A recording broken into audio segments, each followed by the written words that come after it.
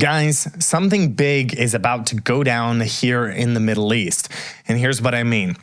So yesterday morning, the U.S. State Department started pulling all non-essential people from the U.S. Embassy in Baghdad due to what they said was the potential for regional unrest. And apparently that's not something that we do very often. Like, we usually wait until the last minute to make a move like that to pull people out of the embassy. So all of this comes as Iran yesterday threatened to strike U.S. military bases across the Middle East if the talks fail, the peace talks with Trump, and military action is taken against it. Reuters reported that the Iranian defense minister stated on Wednesday that should conflict erupt, quote, all U.S. bases are within our reach and we will boldly target them in host nations. A State Department official said this, quote, President Trump is committed to keeping Americans safe, both at home and abroad.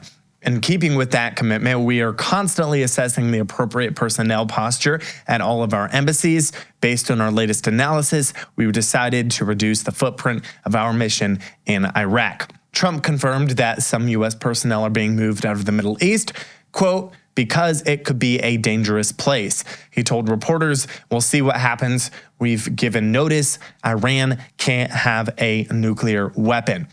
The State Department also authorized the departure of non-essential personnel and family members from Bahrain and Kuwait. Also, and this is from the Times of Israel, a U.S. official said that Defense Secretary Pete Hegseth has authorized the voluntary departure of military dependents from locations across the Middle East. And I just saw this a little while ago that they also imposed travel restrictions on employees and their family members who are here in Israel. Staff in Israel and their relatives were advised not to travel outside the greater Tel Aviv, Jerusalem, and Beersheba areas until further notice. And that is, of course, because they believe a very real possibility that Iran could retaliate against an Israeli strike and do an attack just like they did last April and last October, except this time much bigger and with way more ballistic missiles. What's interesting to note is the U.S. put out very similar warnings when Iran attacked last October. The latest round of talks, the sixth round, has been tentatively scheduled for this weekend in Oman, according to U.S. officials.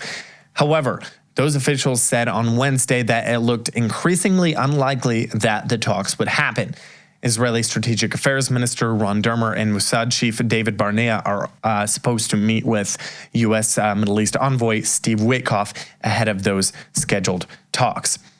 Also, what's interesting to note is Trump has changed his tone a lot recently.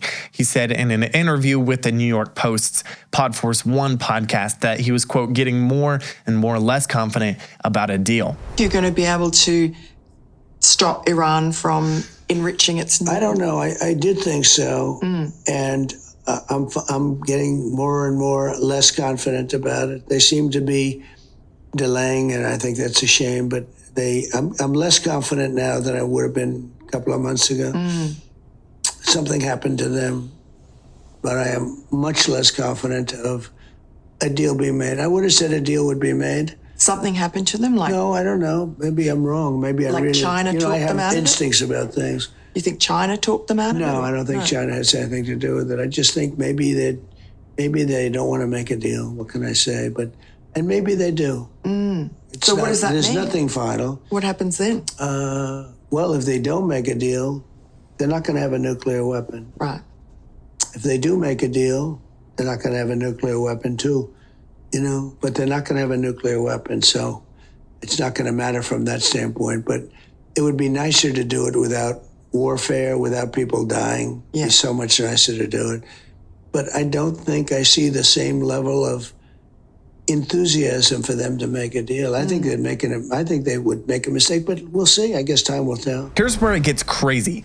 The International Atomic Energy Agency just passed a resolution today declaring that Iran is in non-compliance with its nuclear safeguards obligations. The resolution, which was put forward by the US, France, UK, and Germany, said this: Iran's many failures to uphold its obligations since 2019 to provide the agency with full and timely cooperation regarding undeclared nuclear material and activities at multiple undeclared locations in Iran constitutes non-compliance with its obligation under its safeguards agreement. And this is crazy because this is the first such resolution against Iran that has been passed in 20 years. 19 countries on the International Atomic Energy Agency's board, which represents the agency's member nations, voted for the resolution.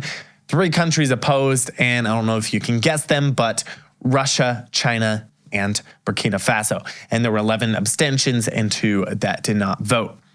Iran immediately responded to this resolution, saying it will establish a new enrichment facility and scale up uranium enrichment.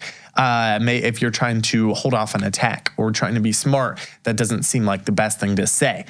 They said the facility will be, quote, in a secure location and that other measures are also being planned.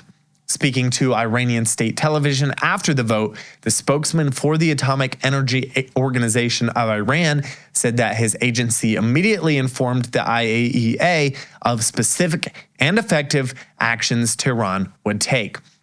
He said, quote, one is the launch of a 3rd secure site for enrichment, and he did not elaborate on the location. According to NBC, Israel is preparing for a possible unilateral strike on Iran, with the U.S. possibly providing support in the form of aerial refueling and intelligence sharing. The New York Times reported that the Iranians have reportedly developed plans for immediate retaliation in the case of an Israeli attack, which could include the rapid launch of hundreds of ballistic missiles. Revolutionary Guards Commander Hussein Salami told state media that Iran's retaliation to any Israeli aggression will be more forceful and destructive than in past offensive. That's all I've seen so far, guys, on this news as of the time of recording this video at 6 p.m. on Thursday evening here in Israel. But by the time you're watching this video, there might already be more news about this. We'll try to keep you guys updated about what happened, so make sure and get subscribed. We might even jump on a live stream here if on the channel if Iran attacks or if there's a major escalation. Guys, I don't know what will happen in the next couple of days. Nothing is for sure yet, except that we need to pray. Pray that the God of Israel, who neither slumbers or sleeps, will rise up and defend his people like he always does. Deuteronomy 33 verse 29 says this, happy are you, O Israel, who is like you, a people saved by the Lord, the shield of your help and the sword of your triumph. Your enemies shall come fawning to you, and you shall tread upon their backs. That's it for today, guys. Thanks for watching. Catch you in the next one.